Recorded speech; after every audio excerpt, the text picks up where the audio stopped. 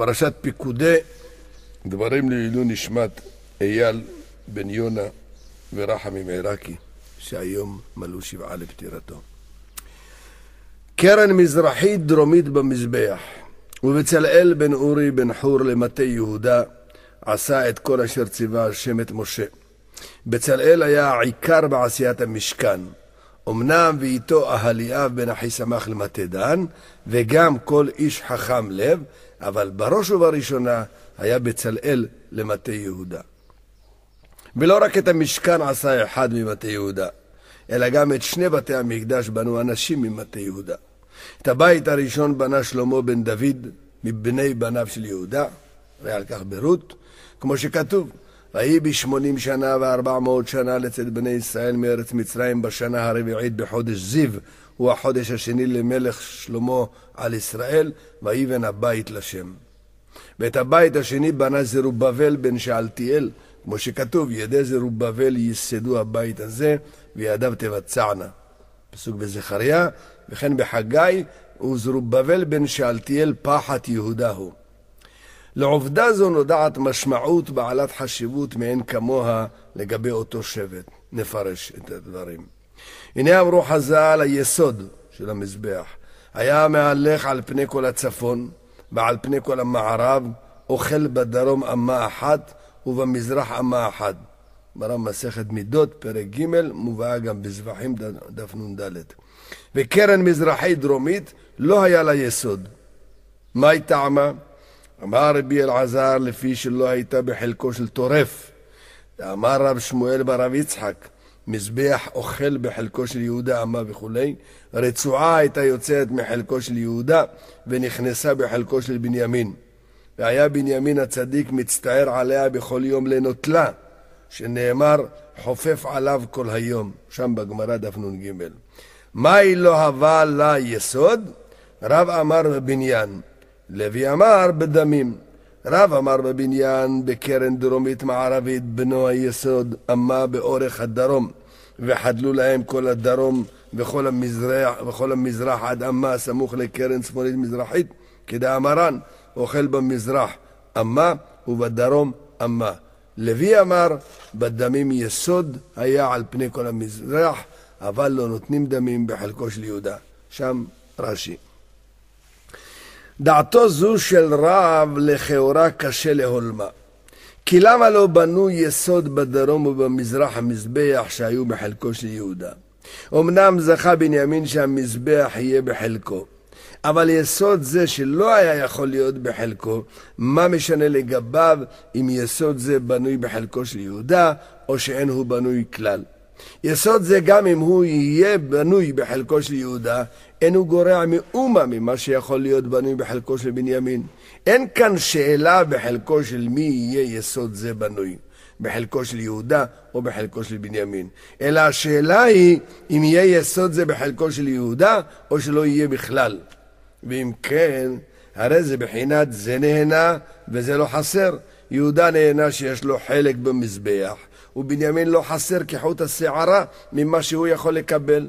ואם כן, אין לכאורה כל הצדקה למנוע מיהודה את ההנאה הזאת שאינה מחסירה כלום מזכותו של בנימין. ברם ניתן לומר ששותפות של יהודה ובנימין במזבח יש בה משום סתירה. כי כבר אמרו חז"ל, מפני מה זכה בנימין שתשרה שכינה בחלקו, שכל השבטים היו במחירתו של יוסף, ובנימין לא היה במחירתו של יוסף. כך בספרי פרשת זאת הברכה.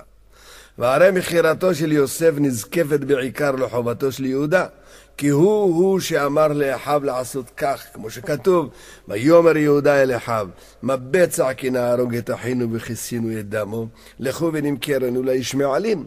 אמנם הוא נתכוון להציל את יוסף ממוות במחירה זו, אף על פי כן מחירה זו היא לחובתו. כי יכול היה לומר לאחיו גם לא להרוג אותו וגם לא למכור אותו. ואומנם כך רבי מאיר אומר, לא נאמר בוצע אלא כנגד יהודה, שנאמר ויאמר יהודה אל אחיו, מה בצע כי נהרוג את אחינו, וכל המברך את יהודה הרי זה מן העץ. ועל זה נאמר ובוצע ברך נעץ השם. סנהדרין דף ו'. שהיה לו לומר נחזירנו לאבינו אחרי שהיו דבריו נשמעים לאחיו. מסביר רש"י.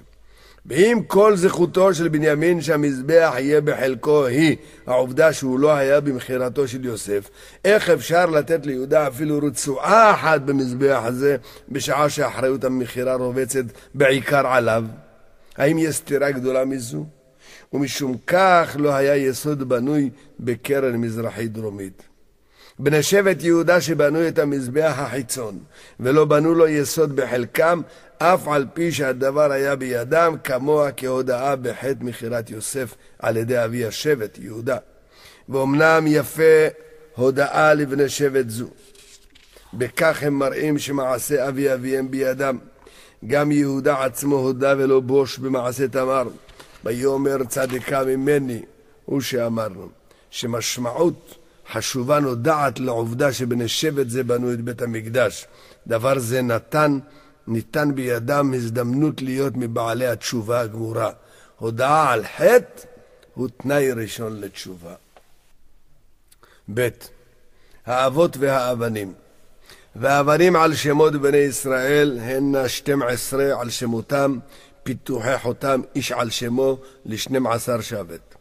כאן בסיפור על עשיית הבגדים אין הכתוב מזכיר את האורים והתומים שהיו בחושן, ואילו בפרשת תצווה בציווי על עשיית הבגדים מזכיר הכתוב גם את האורים והתומים, כמו שכתוב ונתת אל חושן המשפט את האורים ואת התומים והיו על לב אהרון בבואו לפני השם, ונשא אהרון את משפט בני ישראל על ליבו לפני השם תמיד.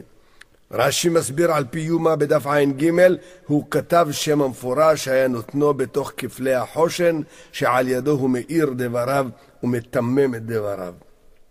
כי אורים ותומים בצורת השם המפורש אינו מבגדי הכהונה.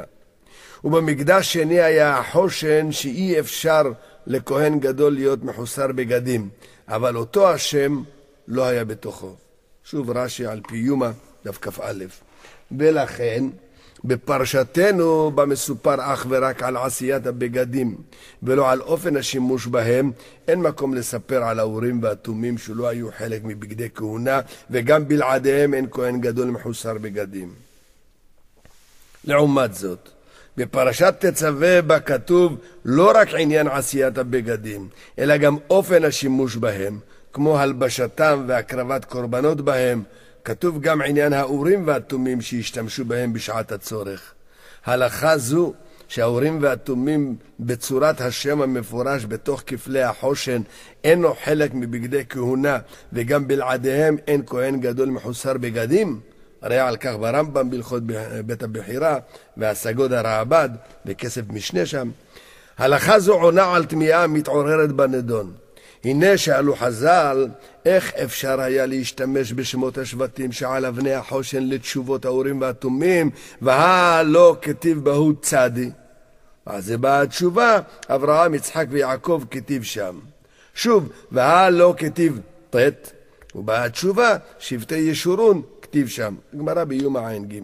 נשאלת השאלה, אם כן למה היו רק 12 אבנים בחושן ולא 16? כלומר עוד 3 אבנים לשלושת האבות ואבן אחת לשבטי ישורון. אלא מכיוון שהאורים והתומים בצורת השם המפורש אינם מבגדי כהונה, וגם בלעדיהם החושן מושלם, וממילא ששמות האבות על החושן אינם מעכבים, ראה על כך במנחת חינוך מצוות צדיק ט'. לכן אין להם אבנים משלהם. צירופם של שמות אלה לשמות השבטים על אבנים לא להם מעיד שאין הם חלק מבגדי כהונה, והבגדים שלמים גם בלעדיהם. אמנם אפשר להציע עוד 2 תשובות. א', את השמות אברהם, יצחק ויעקב אי אפשר לחלק ל3 אבנים, אבן לכל אחד מהם, כי 3 האבות אחד הם. אנו כוללים אותם בברכה אחת בתפילותינו, ואם נכתוב שמם של 3 האבות על אבן אחת ושבטי ישורון על אבן אחת, יהיה מספר האבנים 14, ולא יהיו בהן 4 טורים שלמים בני 4 אבנים. 2 טורים יהיו חסרים כל טור אבן אחת. ואם תאמר אפשר לסדר 2 טורים בני 7 אבנים כל אחד, יש לומר ש4 טורים אלה כוונה יש בהם, או 4 טורים כנגד 4 דגלים ו4 אמהות, כך בעל הטורים שם. או כנגד 4 כנפות הארץ, על פי תרגום יונתן בן עוזיאל. ב' אי אפשר לכתוב שמות האבנים על אבן משלהם, כי אם אפשר שיהיו הבדלים של צבע ושל טיב בין אבניהם של השבטים, לא ייתכן שיהיו הבדלים כלשהם בין אבניהם של השבטים לבין אבניהם של האבות. כי אם מותר לאחים שיהיו אחרים זה מזה, אסור לבנים שיהיו אחרים מאבותיהם. שוני בצבע ובטיב של אבן האבות מצבען וטיבן של אבני השבטים, כמוהו כפגיעה בכבוד האבות מצד הבנים. והרי אבן אחת של האבות או 3 אבנים אינן יכולות להיות דומות, אלא לאותו מספר אבנים של השבטים, ולא לכל אבניהם של השבטים.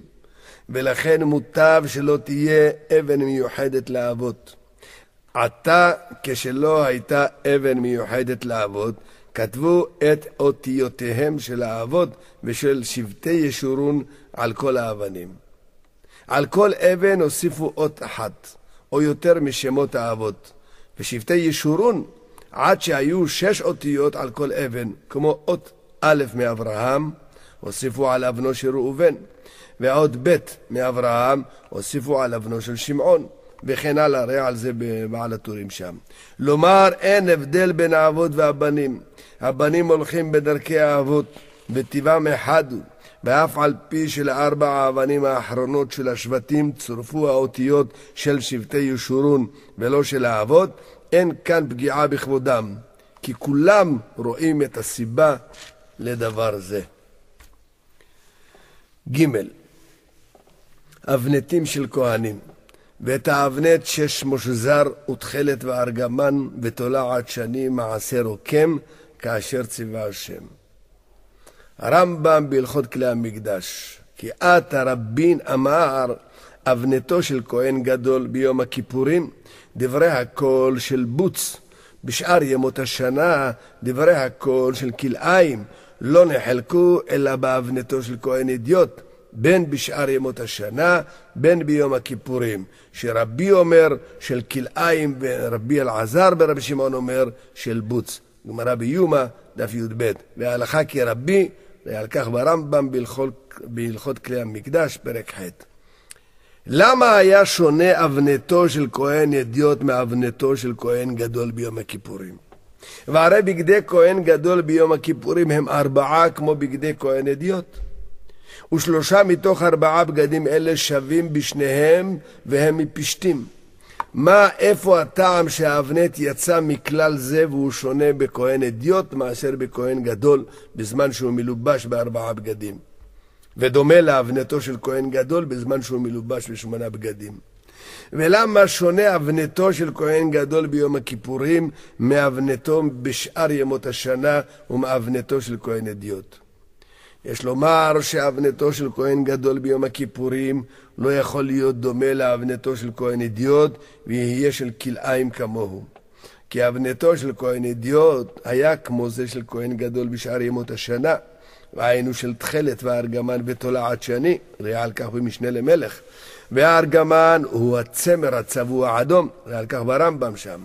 ואילו בגדי כהן גדול ביום הכיפורים נקראים בגדי לבן, וכך הם צריכים להיות. כי יפה צבע זה ביום שעיקרו כפרה, בחינת אם יהיו חטאיכם כשנים, כשלג ילבינו. ולא רק שצבע זה יפה להם, אלא שצבע אדום אסור ביום זה בבגדי כהונה. כי צבע אדום נקרא בלשון בני אדם זהב, כי ההוא דאמר להו אבזקת במילתה דמלכה. רש"י אומר, ראיתי עש שאוכל שיריים של אוצר המלך. אמרו לה, במאי בטלה, כסף או בטלה דהב?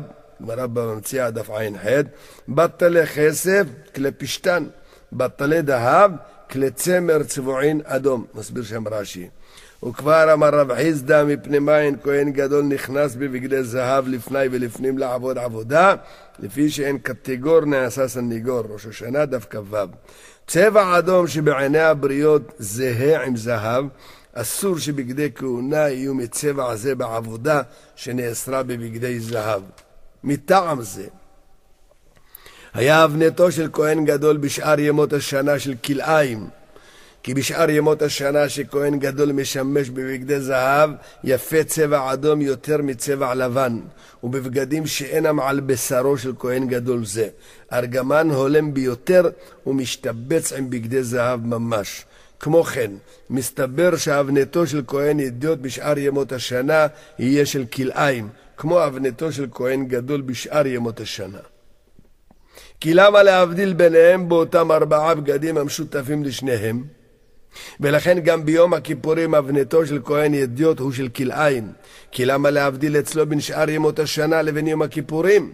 אם יש טעם להבדלה זו אצל כהן גדול כנ"ל, אין טעם זה אצל כהן ידיעות. או כך, קיימה לן עשה דוחה לא תעשה. ועל זה אמרו חז"ל, מנלן דדחי, דכתיב, לא תלבש שעטנז גדילים תעשה לך. הגמרא ביבמות, דף ד'. הלכה זו יש בה מוסר השכל רב משמעות. היא אומרת, עדיף הקום ועשה על השב ואל תעשה.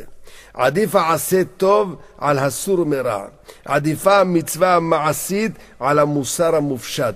יהודי הלובש ציצית של כלאיים לומד מעל עצמו את ההלכה הזאת על כל משמעותה רבת החשיבות. אולם כהנים בשעת עבודתם אינם יכולים ללבוש ציצית.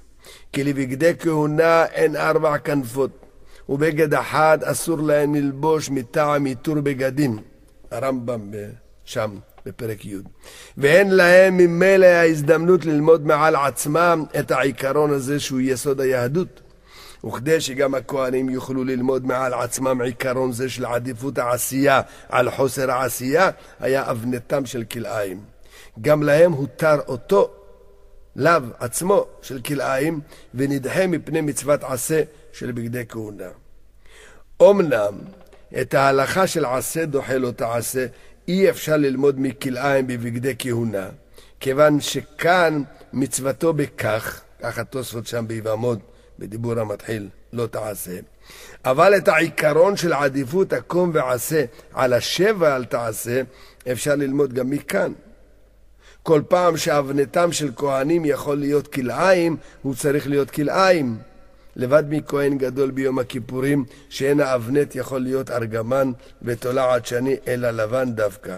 הוא נעשה מפשתים בלבד. כי דרכו של פשתים להיות לבן, ודרכו של צמר לצבוע אותו ארגמן ותולעת שני. סימן לכך, כי ארגמן ותולעת שני בכל מקום בתורה מכוון לצמר. כנ"ל בשם הרמב"ם, ולא לפשתים כמובן.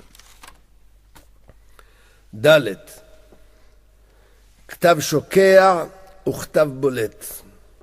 ויעשו הציץ נזר הקודש זהב טהור, ויכתבו עליו מכתב פיתוחי חותם קודש לשם. לא היה כתבו של ציץ שוקע, אלא בולט כדינרי זהב. אומר רבי גיטין בדף כ'. כך בציץ. ואילו באבני החושן והאפוד, תניא, אבנים הללו אין כותבים אותן בדיו, משום שנאמר פיתוחי חותן, ואין מסרטין עליהן באזמל, משום שנאמר במילוא אותם, אלא כותב עליהן בדיו, ומראה להן שמיר מבחוץ, והן נבקעות מעליהן, כתאנה זו שנבקעת בימות החמה, ואינה חסרה כלום, וכבקעה זו שנבקעת בימות הגשמים, ואינה חסרה כלום. גמרא בסוטה דף מ"ח. ומראה להן שמיר על פני הדיו בחריץ האות, רש"י שם. כלומר, במקום הדיו שמקודם, נעשה עתה חריץ, והכתב הוא איפה שוקע ולא בולט. ויותר מפורש, חרוצות האותיות בתוכן, רש"י בשמות. ויש לומר שעל זה אומר תפתח על שמות, והיה לו לומר תפתח את שמות. כי רוצה לומר שלא יהיה כתב בולט שיפתח סביב השמות, רק יפתח את מקום השמות. כתב שוקע, באופן שיהיה פתוח על השמות, לא סביבם. יש על כן לתת טעם. למה שונה החקיקה שעל הציץ מהחקיקה על אבני החושן והאפוד? למה בציץ כתב בולט ובאבני החושן והאפוד כתב שוקע? ניתן לומר ששוני זה נובע מן השוני שבין הקוראים את הכתב שעל הציץ ושעל אבני החושן והאפוד. מי הוא הקורא את שמות השבטים שעל אבני החושן והאפוד? הווה אומר השם, כמו שנאמר, ושמת את שתי האבנים על כתפות האפוד, אבני זיכרון לבני ישראל, ונשא אהרון את שמותיו לפני השם, על שתי כתפיו לזיכרון. ועוד ונשא אהרון את שמות בני ישראל בחושן המשפט על ליבו, בבואו אל הקודש לזיכרון, לפני השם תמיד. השם אינו זקוק לכתב בולט כדי להקל על קריאתו כביכול. כתב שוקע או כתב בולט, בשבילו זה היינו הך. ומי הוא הקורא את הכתב שעל הציץ? הווה אומר בני ישראל. כי מה כתוב על הציץ? קודש לשם. כלומר הכהן הגדול הוא קודש לשם. דבר זה יודע השם בלי הציץ, כי הוא שעושה את הכהן הגדול קודש. דבר זה צריכים להודיע לבני ישראל, כדי שגם הם ידעו במי בחר השם לקדוש. והם, הקוראים, הם בני תמותה. יש להקל עליהם את קריאתם. כתב בולט מקל על הקריאה גם מפני שהוא בולט, וגם מפני שהוא מקרב את הכתב לעיני הקורא יותר מכתב שוקע. כתב שוקע מתרחק מעיני הקורא, ואילו כתב בולט מתקרב לעיני הקורא. יש להוסיף ולומר שלכתב זה קודש לשם, שעל הציץ אשר על מצח האהרון יש משמעות מיוחדת. הוא בא להודיע שנתכפר לאהרון חטא העגל, ועתה הוא קודש לשם. דבר זה שהאהרון היה צריך כפרה על אותו החטא, למדים אנו מכתוב מפורש בתורה. ויאמר אל אהרון, קח לך עגל בן בקר לחטאת. להודיע שמכפר לו הקדוש ברוך הוא על ידי עגל זה על מעשה העגל שעשה. ואם עגל זה שאהרון הקריב רק רומז על דבר זה, הרי הכתב שעל הציץ אומר את הדבר הזה יותר מפורש. כי מי שהוא קודש לשם, אין רחוק כמוהו מלעשות עגל מסכה או מלעבוד אותו. ואם השם רצה להודיע שמכפר לאהרון על מעשה העגל שעשה, לא רק ברמז, אלא גם במפורש, הרי יש לעשות את המפורש, מפורש ככל האפשר. לכן כתב בולט, כי כתב בולט הוא יותר מפורש לקוראים אותו מכתב שוקע. לשון אחרת, אם יש צורך להבליט את העובדה הזאת של כפרה על חטא העגל על ידי כתב ברור מעל הציץ, ולא מספיק להצניע את העובדה הזאת בזהותו של העגל, הרי אז יש לעשות את ההבלטה הזו בולטת ככל שניתן. וכתב בולט מבליט את הכתוב יותר מכתב שוקע. אם נגיד שהציץ שעל מצח האהרון בא להודיע שנתכפר לו חטא העגל, או אז מובן לנו למה היה הציץ מבגדי האהרון בלבד ולא מבגדי בניו. לכאורה גם אותם הולם הכתב קודש לשם, כמו שנאמר, ואת אהרון ואת בניו תמשח וקידשת אותם לכהן לי. לא רק אהרון הוא קודש, אלא גם בניו. אולם אם הקודש לשם בא לומר שנתכפר חטא העגל, אין בניו זקוקים לכתב זה. כי בניו שהיו משבט לוי לא הייתה להם כל שייכות לעניין העגל. כמו שנאמר, ויעמוד משה בשער המחנה, ויאמר מי לשם אליי, ויאספו אליו כל בני לוי. מכאן שכל השבט כשר. רש"י על פי הגמרא ביומא, דף ס"ו. הם לא עשו אותו ולא עבדו אותו. אם הציץ יהיה גם מבגדי בניו, אז לא יודיע את מה שהוא בא להודיע ביחס לאהרון. מכיוון שאצל אהרון ובניו היה הציץ מבגדי אהרון בלבד ולא מבגדי בניו, נשאר כך גם לדורות, הוא מבגדי כהן גדול ולא מבגדי כהן אדיוט.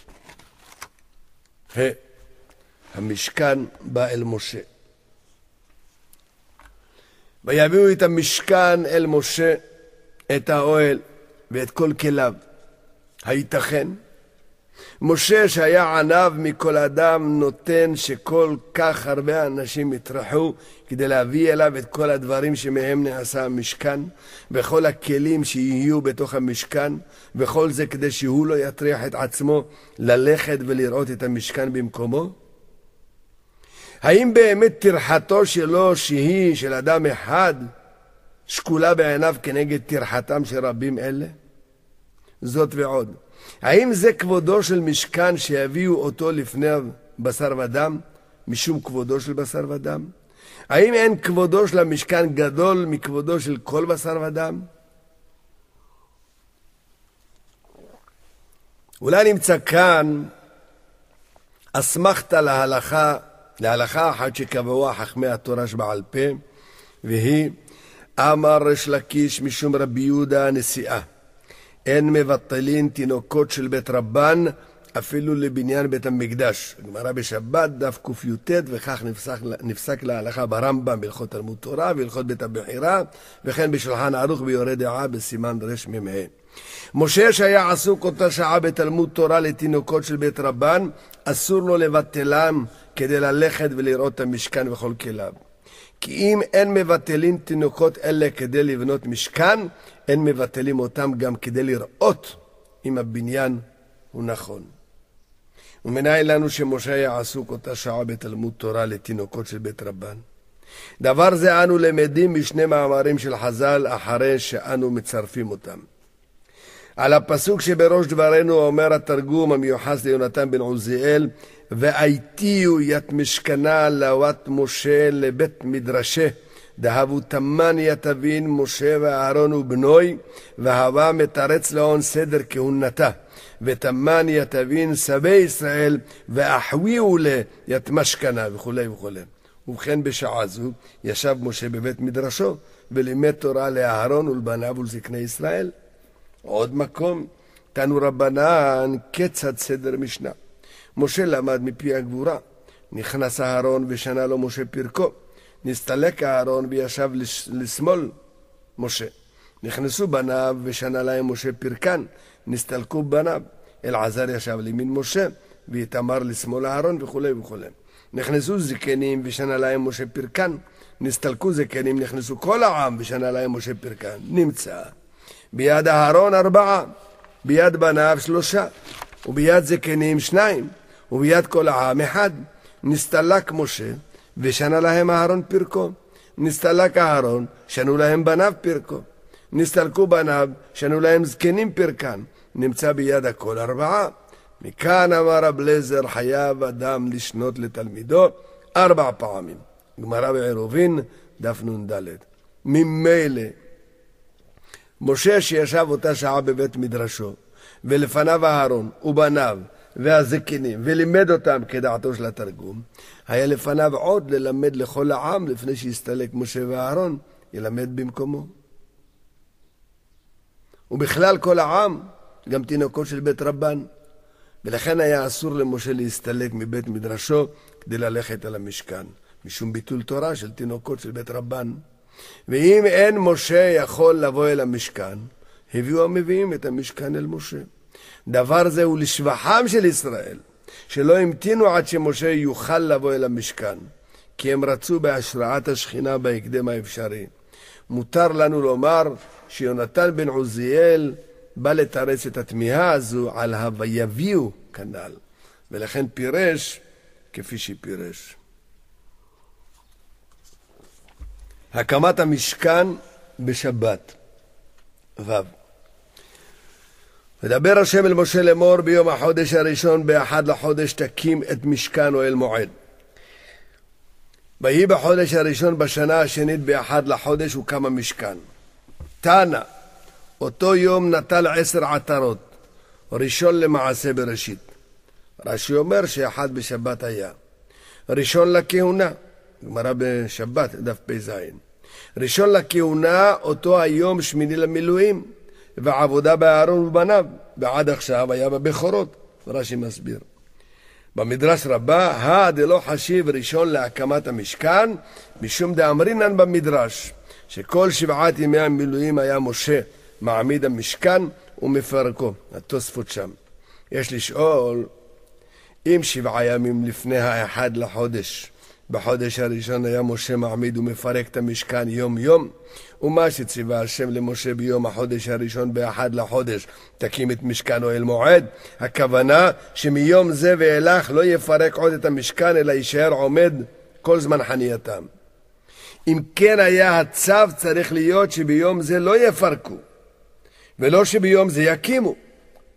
כי על הקמה כבר מצווה ועומד הוא החל מיום כ"ג באדר. היינו 7 ימים לפני יום זה. ניתן לומר שצו זה נאמר למשה ביום השישי למילואים, אחרי שפירק את המשכן. נאמר לו אז שבפעם הבאה הוא יקים אותו בראש חודש ניסן, שהוא יום ראשון בשבוע כנ"ל, ולא יקים אותו ביום השביעי למילואים, שהוא יום השבת. ואם תאמר, למה היה צורך לומר למשה דבר זה? והרי כבר ידע משה שמלאכת המשכן אינה דוחה שבת, כי רק כדי להשמיע דבר זה הסמיך השם מצוות שבת למצוות מלאכת המשכן, לומר לו, ואף אתה, אף על פי שהפקדתיך על מלאכת המשכן, אל יקל בעיניך לדחות את השבת מפני אותה מלאכה. שם רש"י. ומשם גם הוא הקדים להם אזהרת שבת לציווי מלאכת המשכן, לומר שאינו דוחה את השבת. שוב רש"י שם. יש לומר שאם כל מלאכות המשכן ידע משה שאסור לעשותן בשבת, יכול היה בכל זאת לחשוב שהקמת המשכן מותרת לו בשבת, ואף על פי שהבונה היא אחת מל"ט מלאכות האסורות בשבת. ואם כן, איך יעלה בדעתו של משה שמותר לו להקים את המשכן בשבת? ראה על כך בענף יוסף שיקשה כך. יש לומר שהקמת המשכן כפי שהייתה נותנת מקום למחשבה כזאת. כי איך הייתה הקמת המשכן? אמר משה לפני הקדוש ברוך הוא, איך אפשר הקמתו על ידי אדם? אמר לו, עסוק אתה בידיך, נראה כמקימו, והוא נזקף וקם מאליו. וזהו שנאמר, הוא קם המשכן, הוא קם מאליו. לשון מדרש רבי תנחומא. ואם משה לבדו לא היה יכול להקים את המשכן, ואילו הקדוש ברוך הוא לבדו יכול, מותר למשה לסייע לו, לפי הכלל, שניים שעשו מלאכה בשבת, אחד יכול ואחד אינו יכול, זה שאינו יכול, פטור. רמב"ם בהלכות שבת, פרק א'. וגם לקדוש ברוך הוא מותר להקים את המשכן בשבת, כמו שמותר לו להקים את בית המקדש לעתיד גם בשבת, וגם ביום טוב. כיוון שדבר זה דאין בניין בית המקדש דוחה יום טוב, כמו שאמר בשבועות דף ט"ו, הנמי לבניין הבנוי בידי אדם, אבל מקדש העתיד שאנו מצפין, בנוי ומשוכלל, הוא יגלה ויבוא משמיים, שנאמר מקדש השם כוננו ידיך. רש"י בסוכה מ"א וגם בתוספות שם. משה שהתורה מעידה עליו, והאיש משה ענב מאוד מכל האדם אשר על פני האדמה, ודאי ירצה להקים את המשכן גם בשבת, כדי שכולם ידעו שלא הוא הקים אותו, אלא הוא קם מאליו, ואילו הוא רק נראה כמקימו. לכן היה צורך שהשם יצווה עליו להקים את המשכן ביום ראשון, ולא ביום השבת שלפניו. ולמה באמת נצטווה משה לא להקים את המשכן בשבת, אם על פי הדין מותר דבר זה כנ"ל? יש לומר, צו זה בא לכבודו של משה. למה? לפי שלא עשה משה שום מלאכה במשכן, הניח לו הקדוש ברוך הוא הקמתו, שלא היה יכול להקימו שום אדם מחמת כובד הקרשים, שאין כוח באדם לזוקפן, משה העמידן. רש"י על פי התנחומא. הקמת המשכן על ידי משה בא איפה לכבודו, ואם משה יקים את המשכן בשבת, כולם ידעו שהוא אינו יכול להקימו, ורק משום כך מותר לו לסייע כנ"ל. ואם כן, אין בהקמה זו משום כבודו של משה, אלא אדרבה, משום פגיעה בכבודו. ולמעתה שמשה לא הקים את המשכן בשבת, יראה משה בעיני ישראל כמקימו של המשכן, ובזה כבודו. זה יענה על עוד תמיהה אחת בענייננו. אחרי שהשם אמר למשה באיזה יום יקים את המשכן, אומר הכתוב, ויעש משה ככל אשר ציווה השם אותו, כן עשה. כלומר, משה הקים את המשכן ביום שעליו נצטווה. ואם כן, תמוה ההמשך הבא. ויהי בחודש הראשון בשנה השנית באחד לחודש הוקם המשכן, ועוד ויקם משה את המשכן. מה הצורך לכתוב שני פסוקים אלה אחרי שכבר כתוב ויעש משה ככל אשר ציווה השם אותו כן עשה? לפי דברנו יש לומר שהכוונה בויעש משה ככל אשר ציווה השם אותו כן עשה היא שמשה קיים את הצו לא להקים את המשכן בשבת, ואילו על קיום המצווה להקים אותו ביום ראשון מספרים שני הפסוקים הבאים. ואל תטמע על החפץ שבשבת לא הוקם המשכן, ואף על פי כן הקריבו גם בשבת את קורבנות המילואים, כי את קורבנות אלה הקריבו 7 ימים רצופים, כמו שנאמר, ועשית לאהרון ולבניו ככה, ככל אשר ציוויתי אותך, 7 ימים תמלא ידם, ומסיים 7 ימים תכפר על המזבח וקידשת אותו. והרי כבר דרשו חז"ל על הפסוק, אשר פתח אוהל מועד, ולא בזמן שהוא מפורק, כך בספרה וכן בזבחים דף נ"ה. יש לומר שדבר זה אמור בפירוק המשכן לשם ויסעו. בפירוק זה נתבטלה הקדושה מן המקום של הויחנו הקודם. מה שאין כן בפירוק של 7 ימי המילואים, בפירוק זה לא נתבטלה הקדושה מן המקום בו יקימו אותו אחרי פירוקו זה. כי עצם הפירוק הזה היה חלק מקידושו. כמו שאמרו חז"ל, המשכן נתקדש בעמידה, בפירוק ובמשיכה, לשון המדרש. ואם לא נתבטלה קדושת המקום, כבר אמר רבי יהושע בן לוי, שמעתי שמקריבים אף על פי שאין בית, אוכלים קודשי קודשים אף על פי שאין כלאים, מפני שקדושה ראשונה קידשה לשעתה וקידשה לעתיד לבוא. מראה בשבועות דף ט"ז. וכך נפסקה ההלכה ברמב"ם בהלכות בית הבחירה, ודין המקום בו פורק המשכן לשם הקמתו מחדש, כדין הר הבית אחרי שנתקדש לעתיד לבוא. שאין צורך בבית, אמנם הרמב"ן אין דעתו כך. ואם תשאל איך אומר הפסוק, מפתח אוהל מועד לא תצאו 7 ימים, הרי בשבת לא היה פתח אוהל מועד, ונשאלה שאלה זו על המדרש הנ"ל, שמשה היה ב7 ימי המילואים מעמיד את המשכן ומפרקו. אם כן לא היה תמיד אוהל מועד קיים בימים אלה, הרי הרמב"ן שהקשה כך. ומה שתרצו, שפרקו ועמידו מיד. הרמב"ן שם תרץ כך. אינו נראה מלשון חז"ל שאמרו כל 7 ימי המילואים היה משה מעמיד את המשכן בכל בוקר ובוקר, מושכו ומקריב ומפרקו. אלא בעל כורחנו לומר שהכוונה היא לא תצאו ממקום פתח אוהל מועד גם בשעת פירוקו.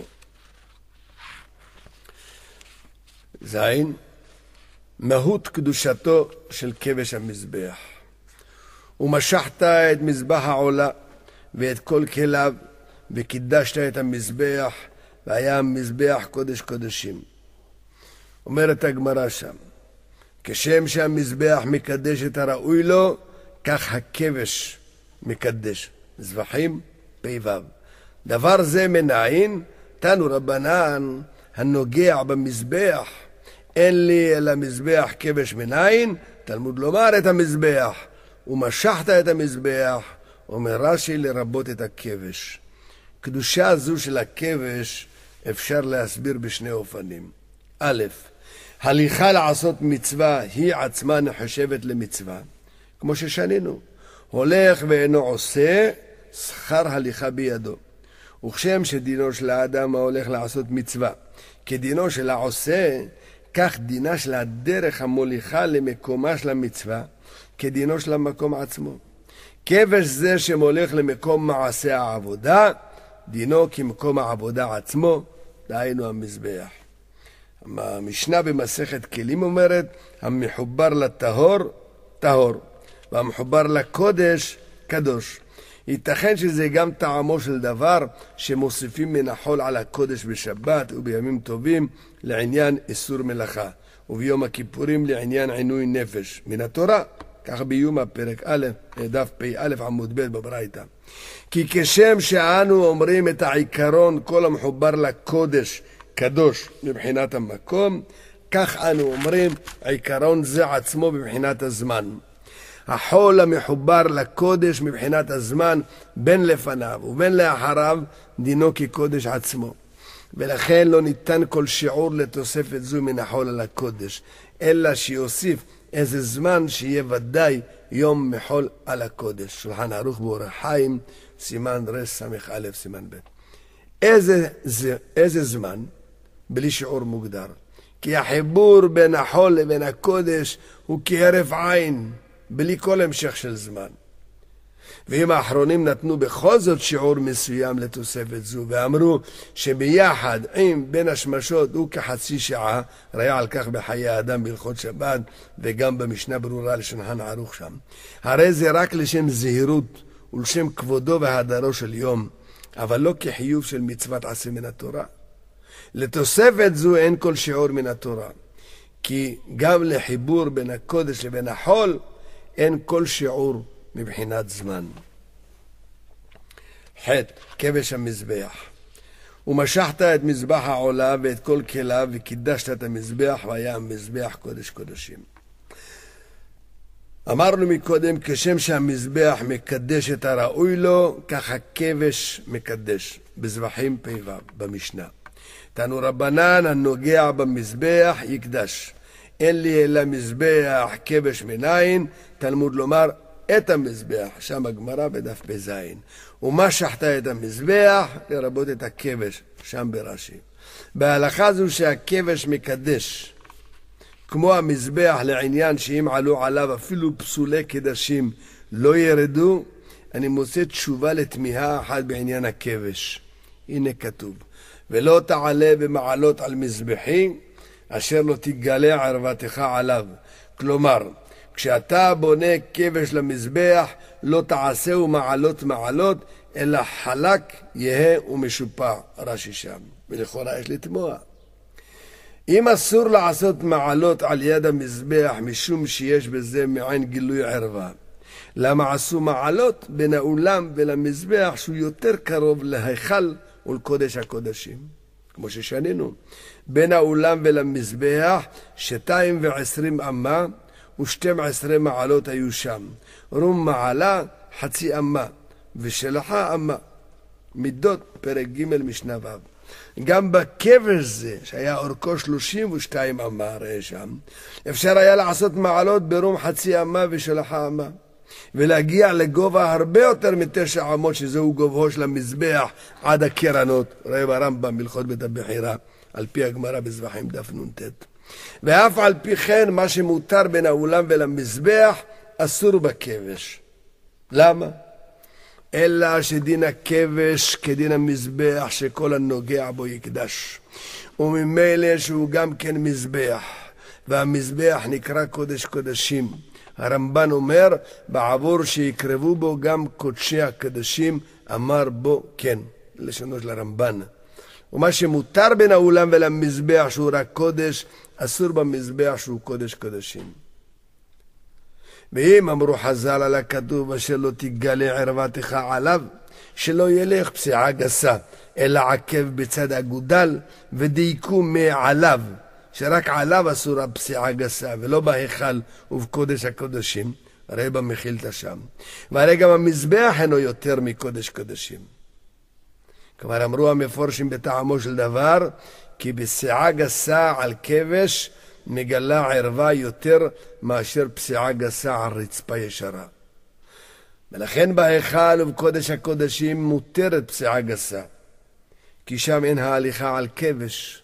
ראה על כך בתורה תמימה, בפרשת שמות, אות קל"ז. ט. עדות. ויקח וייתן את העדות אל הארון, וישם את הבדים על הארון, וייתן את הכפורת על הארון מלמעלה. מה זו העדות? הלוחות. ובמקום אחר, התורה שהיא לעדות ביני וביניכם, שציוויתי אתכם מצוות הכתובות בה. רש"י שם. אלו ואלו דברי אלוהים חיים. גם הלוחות וגם התורה הן עדות בין ישראל מקבלי התורה והמצוות, ובין הקדוש ברוך הוא נותן התורה והמצוות. תואר זה עדות ללוחות הברית, יסביר לנו מאמר חז"ל תמוה. כיצד היו הלוחות כתובים? רבנן אמרי 10 על לוח זה ו10 על לוח זה. שקלים, פרק ו' הלכה א'.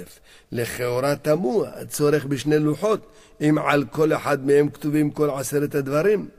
למי שאומר 5 על לוח זה ו5 על לוח זה, שם ניחא. יש צורך בשני לוחות, שביחד כתובים עליהם כל 10 הדברים. אבל למי שאומר 10 על לוח זה ו10 על לוח זה, 2 לוחות למה לנו? אלא לוחות אלה שהם עדות צריכים להיות שניים. לקיים מה שנאמר על פי שני עדים, שניים עדים, יקום דבר. ודרשו חז"ל דבר ולא חצי דבר. גמרא בבא קמא דף עין, בבא בתרא דף נ"ו, בסנהדרין דף ל'. כלומר, כל אחד מן העדים צריך להעיד על הכל. ואם הדברים אמורים כך לגבי דיני ממונות, על אחת כמה וכמה שהדברים אמורים כך לגבי דיני נפשות. כי בדיני נפשות גם עדות מיוחדת פסולה. הרי על כך במכות דף ו'. אף על פי שכל אחד מן העדים מעיד על הכל. בדיני נפשות צריכים העדים גם להעיד יחד. ולכן היה צורך בשני לוחות העדות, שכל אחד מהם יעיד על כל 10 הדברים, והם גם ניתנו יחד, שלא תהא זו עדות מיוחדת. ואולי מטעם זה ניתנה לנו משנה תורה, כי התורה כולה היא עדות, כנ"ל בשם רש"י, אבל היא עד אחד, באה על כן משנה תורה, כדי להיות עד שני. ועל פי שני עדים אלו יקום דבר, שני עדים אלו מעדים שהתורה מן השמיים, ולכן גם הדברים שלא הוכפלו נאמנים עלינו אחרי שהם כתובים בתורה שהיא עדות.